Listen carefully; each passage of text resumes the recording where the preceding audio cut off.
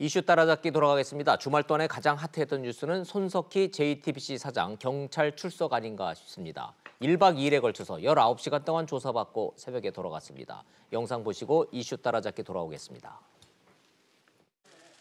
오늘 새벽 2시 50분쯤 경찰 조사를 마친 손석희 JTBC 대표이사가 취재진 앞에 섰습니다. 폭행, 배임 등 모든 혐의를 전면 부인하신 겁니까?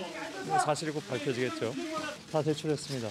19시간 넘게 조사를 받은 직후였지만 다급히 묻느라 말을 더듬는 취재진에게 오히려 질문하라고 말하는 등 여유를 보이기도 했습니다. 그 증거 관련해가지고 질문하세요. 손 대표가 받는 혐의는 폭행과 협박, 배임 등입니다. 앞서 프리랜서 기자 김모 씨가 지난달 서울 마포구의 한 술집에서 손 대표에게 폭행당했다며 고소한 데 이어 한 시민단체는 손 대표가 폭행 사건을 덮으려 김 씨에게 용역 사업을 제안하는 등 배임 혐의가 있다며 고발했습니다. 손 대표는 이런 혐의를 모두 부인한 걸로 알려졌습니다. 프리랜서 기자인 김 씨가 먼저 취업 청탁을 했다는 내용이 담긴 메시지 등 김 씨의 주장을 반박할 만한 증거들을 제출한 것으로 알려졌습니다. 손 대표는 지난 14일 자신의 SNS에 어떠한 합의나 선처도 없다며 끝까지 소송을 이어갈 것을 암시하기도 했습니다. 경찰은 손 대표가 제출한 증거들을 토대로 맞고소인인 프리랜서 기자 김모 씨도 다음 주쯤 불러 조사할 계획입니다. 이슈 따라잡기 이수희 변호사님 나오셨습니다. 이 변호사님 어서 오세요. 네, 안녕하세요. 또 월요일이 됐습니다. 어서 오십시오. 손석희 사장 앞에만 가면 기자들이 좀 질문을 하기가 좀 껄끄러운 거예요. 좀 겁이 나는 거예요. 왜 더듬대다가 꼭 여유 있게 질문하세요. 딱 그래요. 아, 멋있었어 근데. 예. 근데 손석희 대표가 좀 독이 올랐다고 표현해야 될까요? 좀 저기 이제 말진이라고 표현하는데 좀 어린 기자들이잖아요. 연차 얼마 안 되는 기자들이 그 눈빛에 좀 약간 움찔했던 게 아닌가라는 생각도 들고. 좀 저 날카로운 질문을 하려면 저 정도 연조는 돼야 가서 이건 어떤 겁니까? 저건 접니까? 뭐 이렇게 좀 여유 있게 좀 물어봐야 되는데 젊은 기자들이 저 되니까 저렇게 쫙 쳐다보면서 질문하세요. 그러니까 기자들이 질문을 잘 못하는 것 같아. 그리고 자, 저는 질문을 좀 해보겠습니다. 대신 손석희 사장님이 아니고 이수희 변호사님한테 객관적으로 보셨을 때 변호사로서 핵심 쟁점이 뭐예요? 그러니까 이제 김웅 기자라는 분이 이제 그 손석희 대표에게 다툼이 있죠. 2019년 1월 10일 저녁에 내가 주먹으로 내 뺨을 때렸다. 손석희 대표가 내 뺨을 때렸다라고 일단 해서 그 김웅이라는 기자하고 때렸냐 맞았냐 그 폭행 부분이 일단 핵심 쟁점이에요. 폭행 치상입니다. 김웅 기자가 이제 상해 진단 3주가 나온 진단서를 3주 진단서 잘 안 나오는데. 3주면은 그러니까 멍이 들면 2주거든요. 타박에 거기 염자 뭐 이런 삐었다는 이게 2주인데 3주면은 거기다 조금 더 간 거예요. 그래서 3주 진단서는 웬만한 병원에서 잘 그만큼 뭐 엑스레이를 찍거나 뭔가가 있어야지 해주는 거거든요. 그럼 혹시 좀 아는 병원에 가가지고 의사 선생님이 좀 안면이 있고 그러면 아유 좀 여기 저 아프고 그러니까 3주로 끊어주세요. 그럼 끊어주나요? 제출용을 꼭 물어보죠. 어디에 제출할 거냐. 이거 경찰 제출할 거다 그러면 좀 더 신중하죠. 상대가 손석희고 그러면 신중하게 끊었기는 했겠네요. 뭐 손석희 사장 저 대표한테 맞았다고 얘기했는지는 모르겠지만 여튼 그래서 3주 진단서는 2주 진단하고는 상당히 차이가 있다. 자, 좋습니다. 그럼 저 핵심부터 하면은 그 김웅 기자라는 사람은 맞았다는 거고 그래서 증거로 진단서 전달했고 손 대표는 때렸다는 거예요? 아니면 때린 사실은 인정합니까? 그러니까 접촉 사실은 인정하는 것 같은데 그냥 툭 쳤다. 이게 폭행의 고의 그러니까 선배와 후배 사이에서의 그러니까 어깨를 탁 치는데 이게 폭행 고의로 쳤다면 그거는 폭행이죠. 신체 접촉을 했으니까. 하지만 왜 좀 다른 상황들 있잖아요. 폭행 고의가 없는. 그러니까 이거는 손석희 대표의 주장인 거죠. 폭행 고의는 부인하고 있는 걸로 보입니다. 그러니까 좀 정리를 하자면 이렇게 툭 하고 저 정신 차리라고 툭 하고 친 거지. 무슨 내가 60 넘은 내가 뭐 이렇게 뭐 두들겨 패거나 이런 건 아니다. 그래서 이제 녹취록에 보면 아팠냐? 뭐 아팠다면 미안하다 뭐 이런 내용들도 들어 있었고 근데 진단서가 있다는 거는 피해자라고 주장하는 김웅 기자에게 유리한 정황이고요.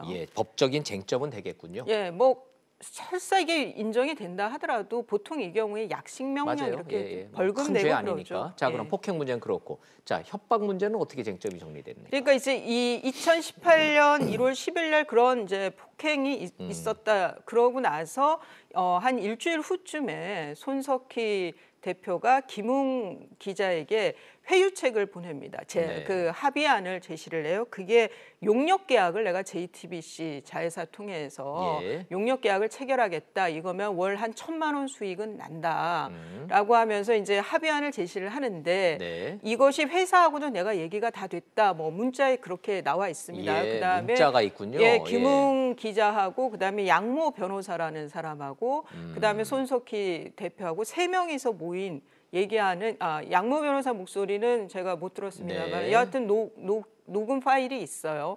거기에 보면 이런 용역 계약 얘기를 해요. 예. 그래서 이것이 그러면은 이제 본인의 개인 그 뭐 폭행 사건을 무마하기 위해서 폭행 이전에 뭐 다른 뭐 예. 카더라도 있지만 여하튼 그 폭행 사건을 고소 취하라고 얘기를 하거든요. 그 손석희 대표가. 예. 그러니까 그 취하하는 명목으로 대가로 회사의 용역 계약을 체결하게 한 거 이게 업무상 배임죄에 해당이 되는 게 아니냐라고 해서 시민단체에서 고발이 되는 사건. 이거는 우파 보수 진영 시민단체겠죠? 예. 그런데 예, 이제 예. 이게 업무상 배임을 실제 그 사람하고 용역 계약을 체결한 건 아니기 때문에 김은 기자랑 기수는 아니죠. 그런데 예. 업무상 배임은 미수범도 처벌을 합니다. 그런데 이게 좀 어려운 얘기인데요. 미수범을 처벌하려면 실행의 착수 뭐 살인 미수가 되려면 예. 뭔가 뭐 흉기라도 하나 샀어야 하는 건데 이게 문자 메시지는 회사하고 얘기가 됐다라고 하지만 실제 그런 건지 아니면 뭐 그러니까 요 업무상 배임 부분은 미수라고 처벌하기 위해서라도 뭔가 좀 조사돼야 될 부분이 좀 많습니다. 법적으로는 이거를 입증해내고 이거를 처벌까지 가려면 매우 복잡하다는 변호사로서의 견해를 그렇습니다. 말씀을 하시는 거네요. 예. 예단할 수는 없지만. 예. 자, 그런데 시청자들의 궁금한 거는 그 뭐 폭행이라는 것도 뭐 그냥 그런 거 같고 뭐 협박이라는 것도 그저 그런 거 같고 배임이라는 것도 뭐 그런가 보다 하는데 진짜 궁금한 거는 왜 이렇게 끌려다녔는가? 그렇죠. 예, 손 대표가 왜 그 김웅이라고 하는 이름 없는 프리랜서 기자한테 이렇게까지 질질 끌려다녔는가? 이게 의혹의 핵심이고 본질 아니에요? 그렇죠. 그래서 그쪽에 더 관심들이 많으신 건데 요 대목은 경찰이 조사합니까? 이거를 이제 그 김웅 기자가 손석희 대표도 고소를 했죠. 고발을 예. 고소를 했죠. 그러니까 내가 협박을 받았다. 공갈 협박 받았다죠. 내가 공갈 협박을 받아 김웅 기자한테. 예. 그러면 김웅 기자가 뭐라고 협박을 했냐, 예. 뭐라고 공갈을 쳤냐라는 걸 얘기하기 위해서는 이 부분 2017년 4월 16일 일요일 저녁 뭐 10시경 과천 어느 교회 주차장에 그 뺑소니가 맞느냐부터 예. 왜 그러면은 김은 기자는 뭘로 협박을 했느냐 뭐 이런 거 따지다 보면 그 얘기가 나올 수밖에 없는 거죠. 동승자 부분하고. 예. 그러니까 알겠어요. 경찰 조사 마치고 나오는 손석희 대표한테 기자들이 질문을 해야 했었던 질문은 왜 그렇게 협박을 받으셨어요?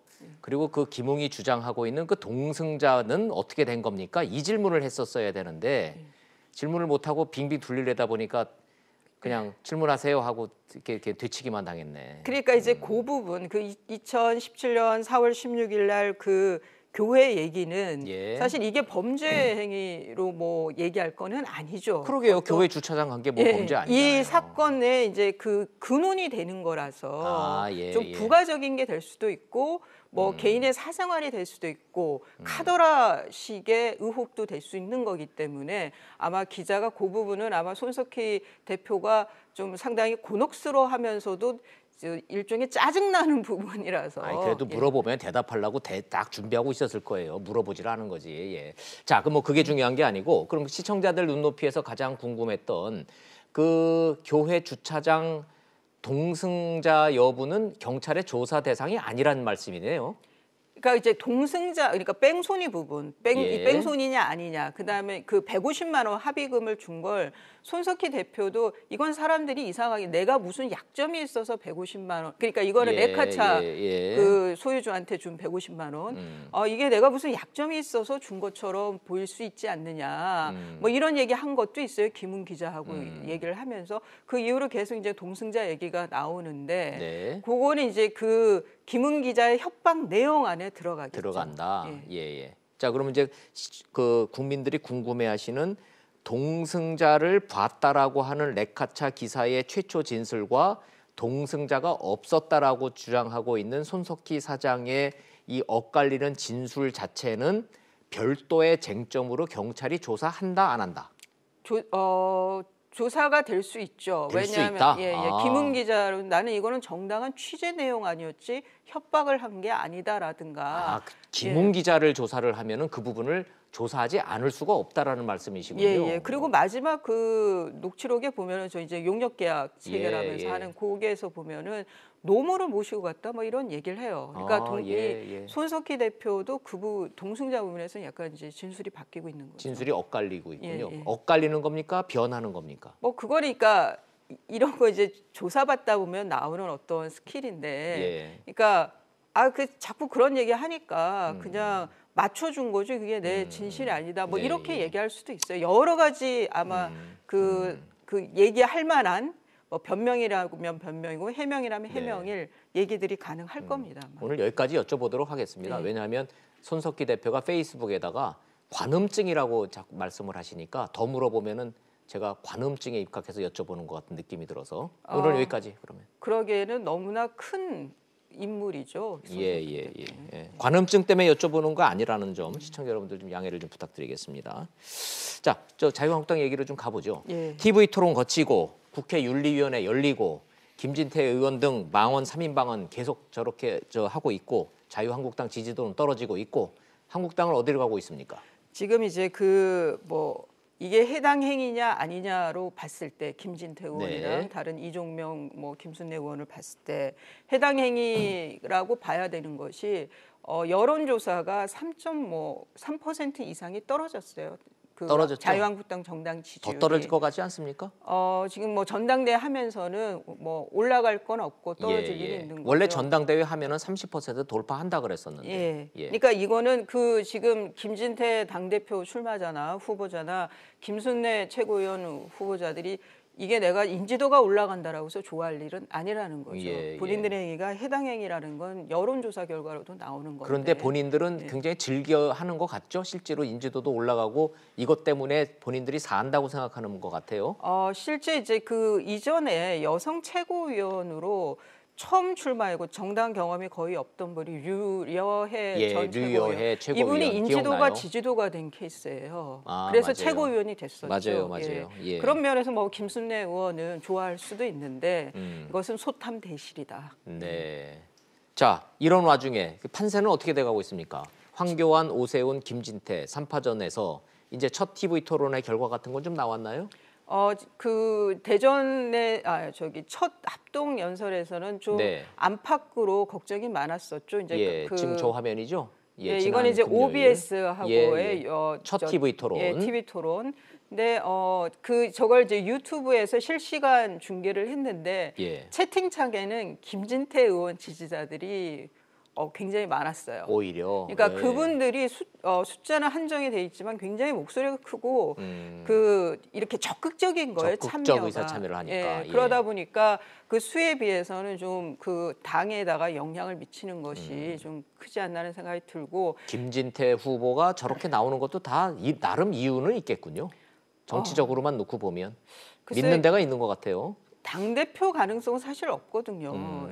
그렇다고 해서 떨어진 당대표 후보를 다음에 공천 사수 그것도 좀 어색하고요. 다른 최고위원들 중에는 다선 의원들 출마하신 분들에 대해서 자기 공천 지키기 최고위원 출마다라는 이제 상당히 비판적인 시각도 있는데 당대표 출마는 그런 건 아닌데 김진태 의원이 그래서 강원도지사 얘기도 출마하고 싶은데 이런 얘기도 있고 한데요. 그건 더 지켜봐야겠습니다. 좋습니다. 결과가 어떻게 될지 약이 될지 독이 될지는 유권자 여러분들이 결정할 문제시고 자유한국당 당원 여러분들이 결정할 문제니까 지켜보도록 하겠습니다.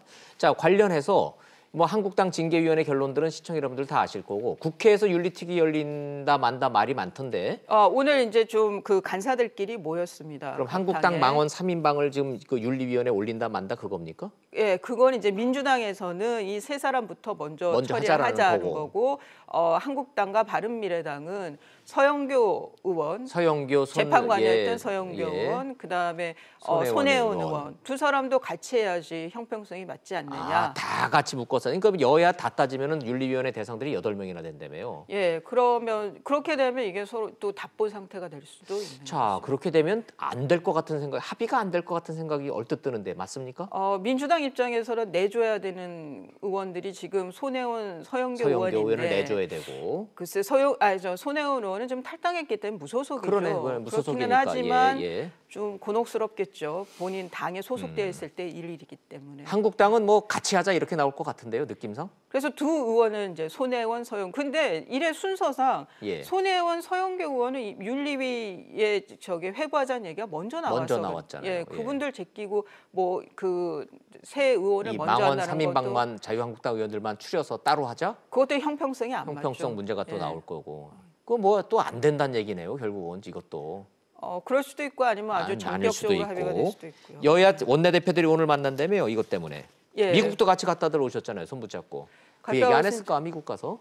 이런 얘기들 안 하나요? 얘기는 했겠지만 서로 이제 그 미국 갔을 때의 그 후일담들도 많은 예. 차이가 있는 것 같고요. 이거는 뭐 한미 관계에 대해서는 민주당이나 한국당이랑 워낙 그러네요. 괴리가 큽니다. 이거는. 좋습니다. 자, 뭐 시간이 많지 않아서 궁금해하시는 여권 내용도 좀 다뤄봐야 되겠어요.